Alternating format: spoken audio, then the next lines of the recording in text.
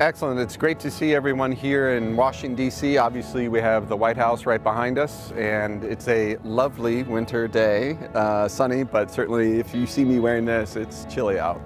So we're here, we're actually with two participants of a group of hunger strikers through an organization called Un-Pac, and I'm going to let them talk a little bit more about what they're doing, but also what I've been trying to do to support them during the hunger strike and get viewers to get a sense of what is it actually like to go through a hunger strike.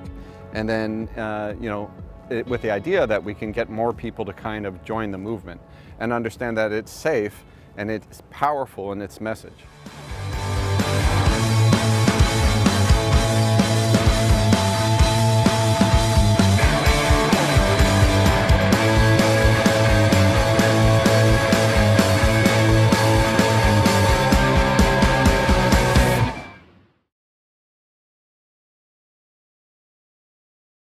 My name is Jocelyn Garcia. I'm originally from Los Angeles, California, and I am the co-founder of the organization Un-Pac and currently serve as the National Organizing Director.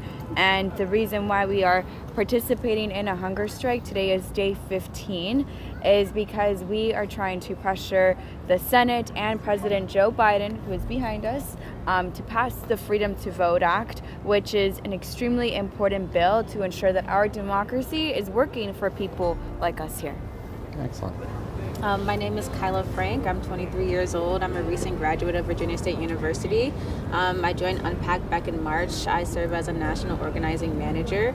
And I joined this hunger strike because there's a big problem in this country that needs to be solved urgently. The window to our democracy is quickly closing. All the challenges that Americans face have a direct tie to dark money in politics and a system that doesn't prioritize and protect people's rights to vote. And so we are taking a stand as young people, as a united generation of conservatives, moderates, independents, liberals, and progressives to demand structural democracy reform and plead with the Biden administration to do something and act now, because inaction is not an option. And you had plenty of other choices in which to, protest, right? Mm-hmm. But why did you choose a hunger strike? So for the past 9 months since Un-Pac existed, we have been working to try to get the Freedom to Vote Act passed. We have knocked on thousands of doors in West Virginia, specifically over 70,000. We have called our senators thousands of times, sent thousands of emails. We have tried to reach people on social media. We have also met with over 15 Democratic and Republican senators, and none of that seemed to work. Mm-hmm. And as Kyla was saying, there is massive urgency to get the Freedom to Vote Act passed as soon as possible. Mm-hmm. And we weren't seeing anything concrete from President Joe Biden or our U.S. senators, while us young people and communities throughout the country were going to have to endure the consequences of a dysfunctional democracy. So we didn't want to take the stakes so high, but not getting this bill passed, the stakes were already high, and so we needed a tactic that showed how much young people are willing to endure, how far are they willing to go to ensure that our democracy is saved. And a hunger strike, it is nonviolent, it is a moral play, and it is us putting our bodies, putting our lives at risk for a cause that we believe in, and we are willing and have endured that physical, emotional, and mental pain because this is so important, because the consequences of not getting this bill passed will be 100 times more severe than what we have been feeling for these past 15 days. And I just want to kind of speak on what you just said. Like, this was a very big and huge sacrifice that we had to make as young people.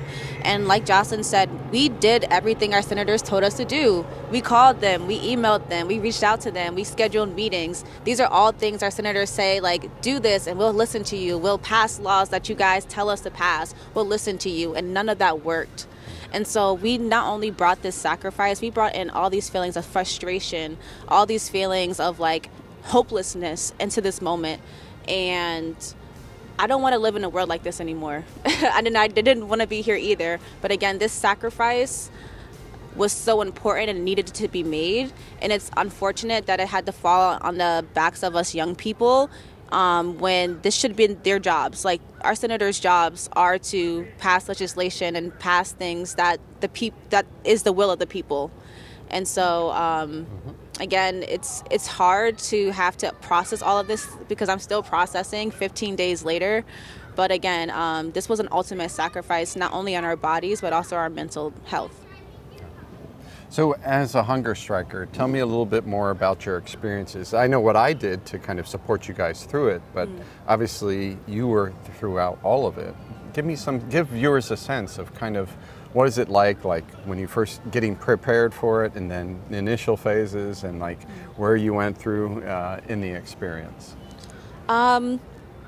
So I think that meal prepping was not that difficult for me because I'm a vegan, so I already kind of like have a specialized diet. But mentally, it was just like, you have to just encourage yourself every day, like, you got this, like, you're going to be able to do this, you're going to be able to support other people who are doing it, because you need a strong support system. I've spent a lot of time having physical discomfort in the first 5 days. I didn't sleep at all those first 5 days, like literally just tossing and turning, opening my eyes all through the night. And then mentally, it's just not doubting yourself, because again, we did tactics before that didn't work. And so it's just this is going to work. People are going to hear us. People are going to see us. People are going to understand this sacrifice. And I think that what held me most and what grounded me most was, again, having the other strikers open themselves up and support each other and just hold each other in this moment, because it was really difficult, but not impossible.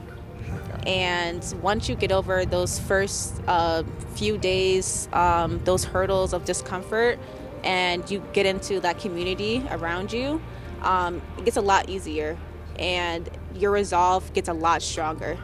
And so, yeah. And I think that's important, because we want, others to understand the experience. You go through different phases, but it's empowering, right? And, I'm here to make sure to safeguard that everybody was doing well throughout the course. And if there was, we knew what to do about it.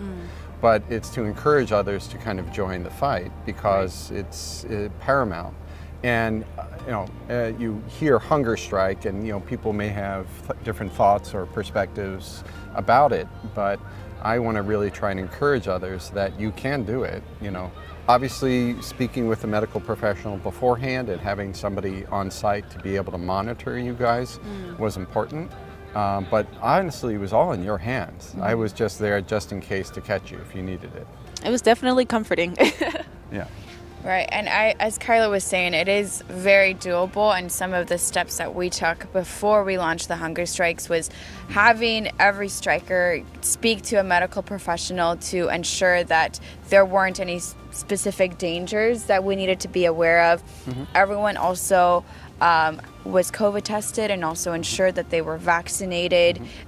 We prepared people on the meal prep, and also tried to prepare them in terms of what this journey was going to be like. And obviously having your support there twice a day helped feel that we were medically supported as well, and folks understood that if there were any flags, we could easily catch them.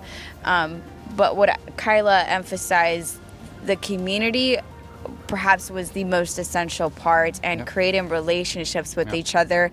One of the most difficult things, besides my own journey and my own physical discomfort, was seeing people that I loved, seeing Pierce, seeing Kyla really go into the trenches when it was getting very difficult, and watching them and not being able to do anything physically to try to remove that pain. And so we all went through those phases, sometimes together, sometimes at different times. And so building that community with each other was extremely important to allow us to get to day 15. So as Kyla was saying, it's very possible.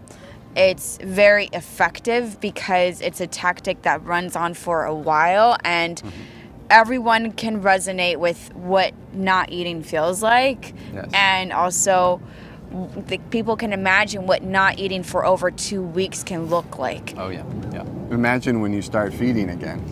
All the tastes and everything is gonna blow your mind. I'm sure it will. Yeah. No, it definitely blew my mind. I was like, wow, whoa. Yeah, I mean, food is essential. It's fuel. It's everything. So to actually go on a hunger strike is profound. And watching you guys in terms of your blood pressure, your Right. weight throughout of it, you know, really staying hydrated, it was extremely important. It is cooler out. Yeah. You know, imagine if this were the summertime, it'd be a little Right. bit more challenging. Right. But We were also in Phoenix, Arizona, which had a very different climate. Yes, yeah, very different. And you know, with everything that's going on now, I think you guys have been extremely successful, and it's been an honor to be able to support you through it. We know that there are others involved that need to come to the front and do their job. Yes. Understanding that, you know, maybe this time it may require another time for you to come back, and I'm here, I'm not going anywhere.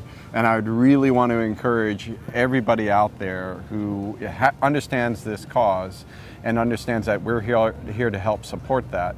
We encourage you to come down here. When we have more news, definitely follow Un-Pac and their updates. Establishing another hunger strike here probably is going to be necessary, and I'll be waiting here right for you guys and joining you too. The next time you come out, I'll be a little bit prepared than I was this time. But I want to thank you again for everything that you're doing. Thank you. You know, it is an honor and a privilege, and I think you know, our future is in your hands, honestly.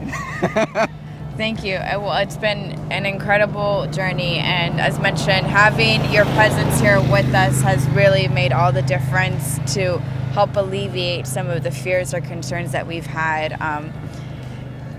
Whatever happens, you know, the fight does continue, and there is power and people like you and I. You don't, no matter what your background is, no matter what you care about, what your political beliefs are, what your economic status is, all of that is irrelevant because you do have power. Absolutely. And people can make a difference.